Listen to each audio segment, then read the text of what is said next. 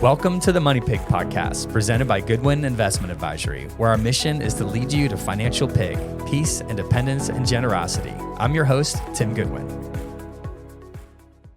Well, welcome back to the Money Pig, what's this called? Podcast.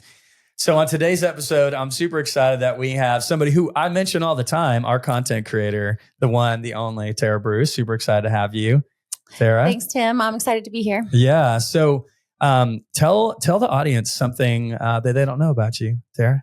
Oh, something they don't know about me? The audience might not know. I do a lot of healing work, and I love to teach people the art of being present. Yeah. Finding their true essence, being their true self. Mm-hmm. Yeah, that's great, because I think it's going to tie into today's topic a whole lot, which tell them what the topic is today, Tara. Well, it's the hygge, or the art of coziness, and it's a Danish word because the Danes are known to be some of the happiest people in the world. Yeah, that's true. Yeah. That's super cool. So before we dive into that, Tara, I've got a question for you. Which side of a turkey has the most feathers? The tail? I have no idea. The outside. Oh, well, that makes sense. I didn't think about the inside. Sorry, we just had, it's a tradition I have to get a nice little dad joke out of the way. But hey, thanks for joining us. I think really if we start with the end in mind, with kind of talking about learning from the Danes about happiness, learning about things like coziness, it's really kind of encouraging our clients to be aware of this, right? Mm-hmm. It's not just money that makes you happy. It's not just having a good job that makes you happy. There's something about your environment and being aware of that.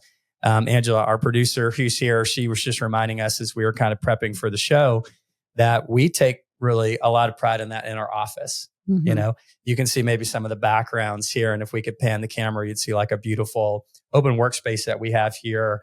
We're real intentional about the colors, about using real wood and real countertops, and being very intentional about creating an irresistible work environment, because I believed when I, bought and designed this building that your environment had a lot to do with how it made you feel. Mm-hmm. So yeah, that's very true. So before we kind of break down this article, this blog that you wrote about the art of coziness that our listeners can get access to in the show notes, I'd love for you to share about a recent trip that you just had. Tell us about that. Yeah. So I really wanted to experience the magic of winter and to experience the art of coziness firsthand. So I feel like to get the magic of winter, you need snow. Yeah, right? I did have some snow. Okay, good. Yeah. So I actually went to Copenhagen, Denmark, and got to... And to be clear, we're in Atlanta, folks. We're not that close to Copenhagen. No. So just got on a plane. Yeah. So I flew to Copenhagen, and I got to truly experience this like storybook magical winter wonderland. Tell us about it. What'd you see? Oh my goodness. Well, first of all, every single door and window is framed with fresh cut pine. Wow. With fairy lights. Like not plastic. No, it's Okay. real. So you can smell it in the air, and every chair is hugged with a cozy wool blanket. I mean, everywhere you go. Like at the restaurants or every whatever. restaurant, every outdoor space, there's real fires, real dripping candles in every window and on every table. And it just feels like home. There's something about a candle, right? And the flame and just like the warmth, even like you just find yourself staring at a simple little candle. So yeah, that's cool. It felt really magical. And then my other favorite thing is, I'm going to hold this mug just to like say, explain how I felt. But at the Christmas markets, you get a real mug. So not a fake one or a plastic one or a paper one, but a real warm mug filled with glog, which is mulled wine. Ooh, and I think they put schnapps or they put rum in it and like raisins and almonds and spices. And it smells like Christmas in a cup. That's awesome. And yeah, so they hand you that while you're shopping. Yeah. And you can get it filled up at different shops and keep the mug. And oh, very cool. Yeah. I get frustrated when I get coffee at a coffee shop and I forget to tell them that I'm like, oh, I'm just going to stay here, put in a mug, and they hand it to you, in a paper cup. And you're like, dang it. What's interesting is I've done this exercise with clients over the years where I would lay out on the whole conference room table, like all these postcards of all these different pictures, some of from around the world, but some are different things. And I'd ask each client to pick 5 cards that kind of like elicited retirement for them, what they dreamed of retirement being. And I'm telling you, the most popular card that was picked was a picture of coffee in a coffee mug sitting on a table. because there's this feeling of like slowing down, right? Sitting down and enjoying a cup of coffee, maybe with my loved one, maybe just in silence, maybe outside, maybe inside, maybe with others. But it was so interesting to me what it was. It wasn't because they were like, oh, I'm just a coffee lover and I'm a coffee snob. That's not what they said. It was the feeling that went with life is slower and I can sit down and just, like you were saying earlier, be present. Yeah. And I think that's my favorite part of winter. I used to not like winter because it's cold, but it's so important. So it's important for all of us to go through every season. And there's something really magical about winter, and it teaches us to slow down. And you can learn that from the trees. Like in fall, they lose all the leaves. It's beautiful, glorious release. And then from there, you move into winter where there's no growth. And sometimes we need to go through seasons of not growing, which is very opposite of our culture. Right. You know, we have to always be chasing that, you know, proverbial carrot. But there's something magical about winter, which reminds you, slow down, be present, enjoy like the simple moments, maybe linger longer after dinner. Yeah. Play a game, hold a warm cup of coffee. Yeah. Well, it's funny because I had actually written this down to share as like my gratitude part at the end, but it's kind of appropriate to bring up now. And in a way, I've gotten there now where I'm grateful for the shorter days that winter brings. You know, I think it used to frustrate me because I'm like, oh my gosh, I'm leaving the office and it's already dark, you know? And we live on a small farm in the country of north of Atlanta. And there's always stuff to do outside, right? Like there's a fence to mend, there's something to do with some animals. And it initially was a little frustrating to me because by the time I get home, it's like it's pitch dark. You know, I'm like, what am I going to do? Like get a headlamp? Now I will put a headlamp on and I will fix the fence if I need to. But what I've appreciated is it kind of forces me to stay inside, you know, more with the family, or just to be outside for very short stints. It's cold, it's windy, it could be raining, it's certainly dark. So, so now I've gotten to the point where I'm actually grateful for the short days and the longer nights, because it does lead to, we're playing games more often. We're catching up on Christmas movies right now because it's the Christmas season. We've got a wood burning fireplace.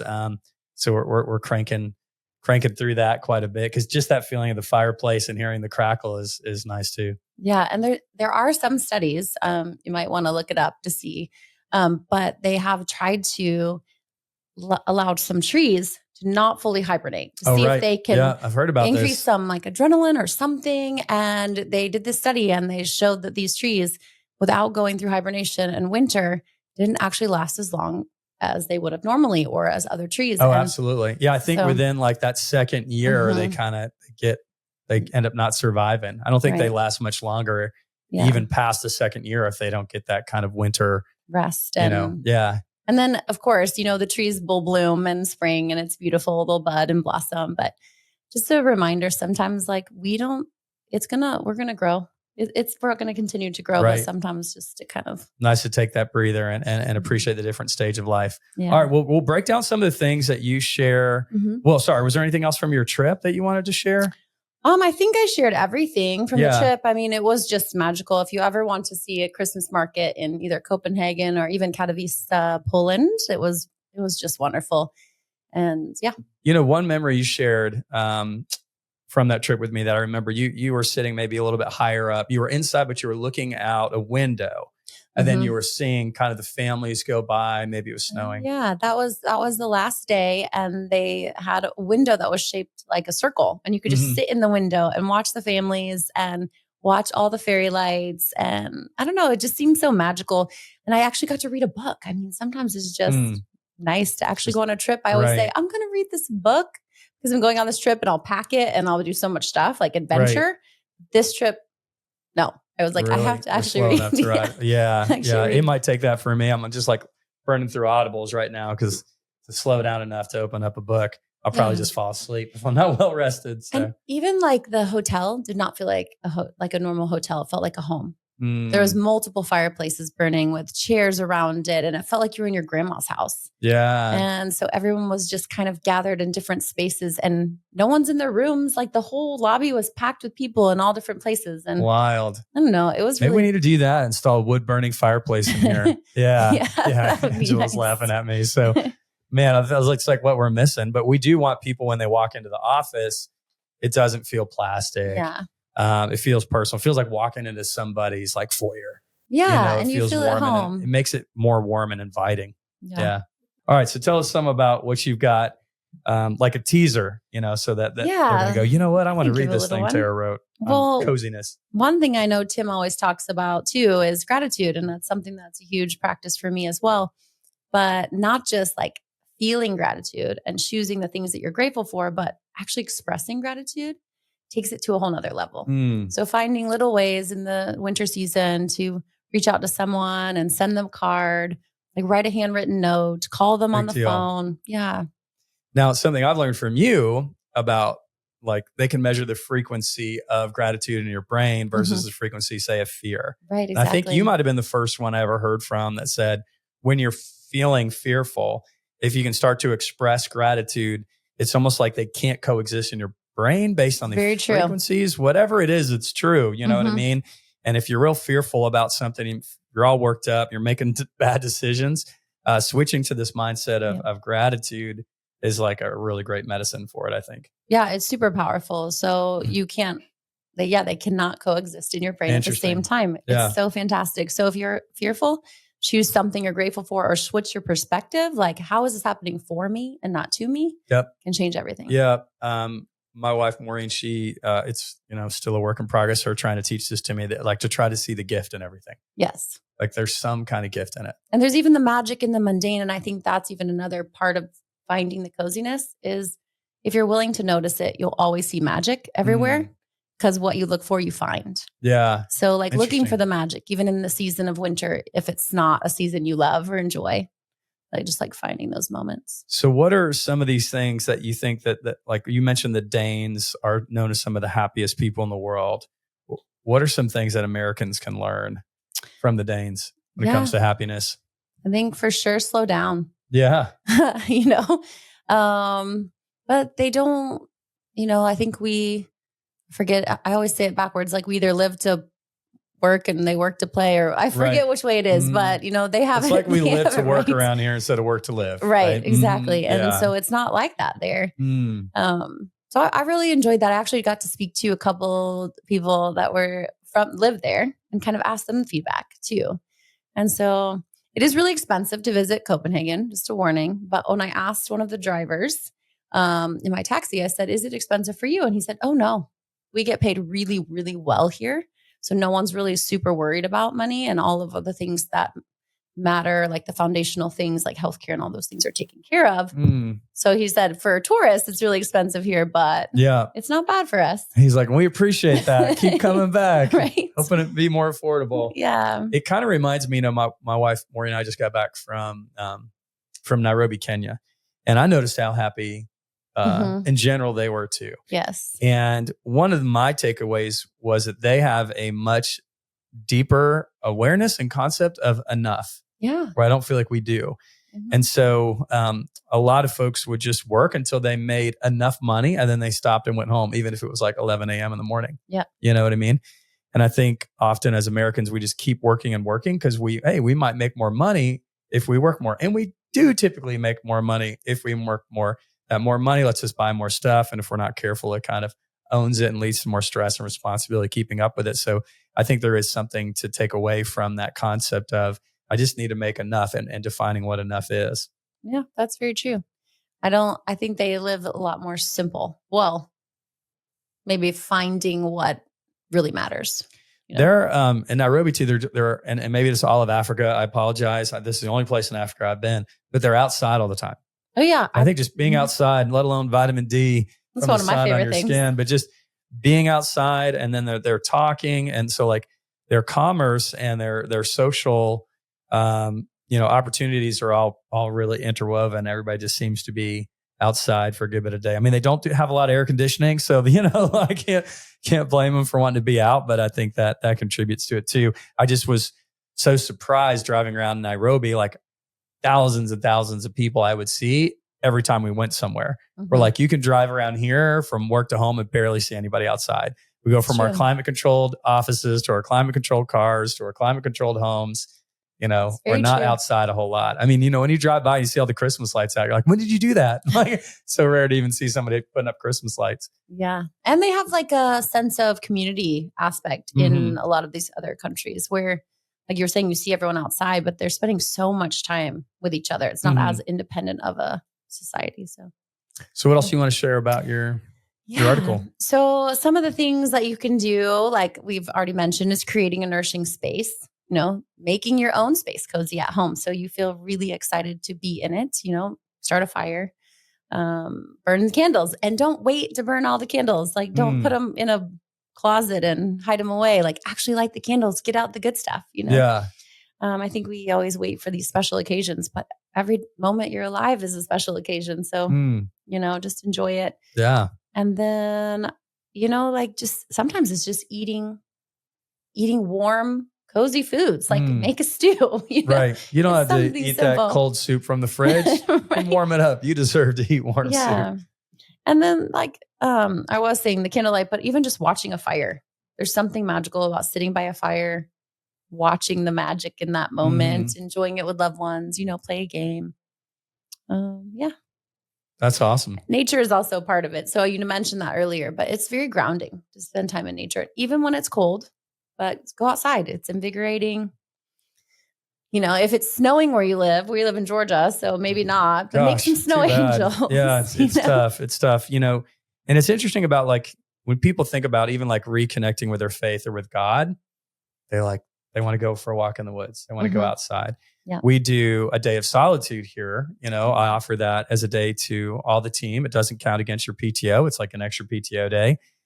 And most of the time when the team shares about their day of solitude, they went outside, I think that's really interesting. We also, Angela had reminded us about, we have a Christmas tree day, aka mental health day. But nowadays, when it's the season of Christmas, it's Angela has a beautiful Christmas tree, so she dedicates a whole day just stare at that sucker. You probably have a fire going too, though, on the side, don't you? She's like, you should call it the hygge day. It's like you can hug your Christmas tree because I think hug came from that may not hygge, feel quite as good as you might be imagining. It's not the same as hugging other trees. Oh my gosh! And I do that. So yeah.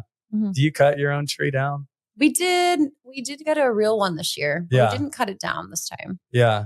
We have done that in the past. Right. But we're going to Florida, which is the opposite of. Yes, that's right. That's right. I heard that.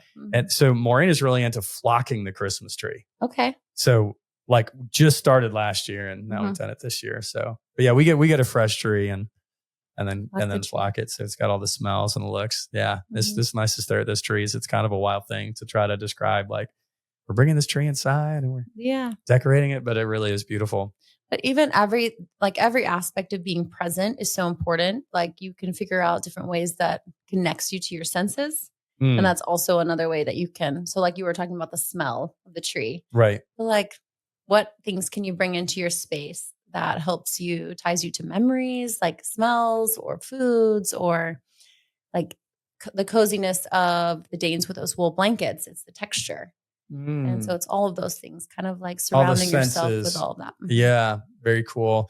I got Maureen a couple years ago. I forget what it's called. We got it at Tractor Supply. It's one of these like outdoor little contained fires that's got a tall smokestack on it. So, but it's pellet driven. Okay. And so you have these wood pellets. She just dumps it in the back, lights it. She closes the little front. There's glass.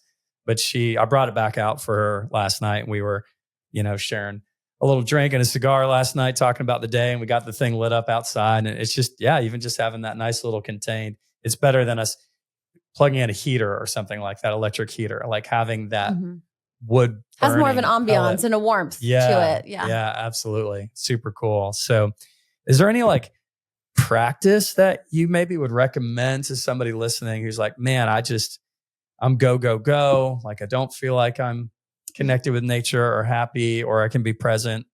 Yeah. Like there's a simple tool that even I teach my kids. I use like the 5 senses as part of it. So they're in order of intimacy. So taste is like the most intimate sense. So find one thing you can taste. And then there's like 2 things you can, I think the next one is, it's not smell. Maybe it is. Feel, touch. Yeah. So I was like, there's 5, 4, 3, 2, 1. So like, I think it's 5 things you can see, which is the least intimate sense, which is interesting because we are such a visual culture. Right. But like notice 5 things.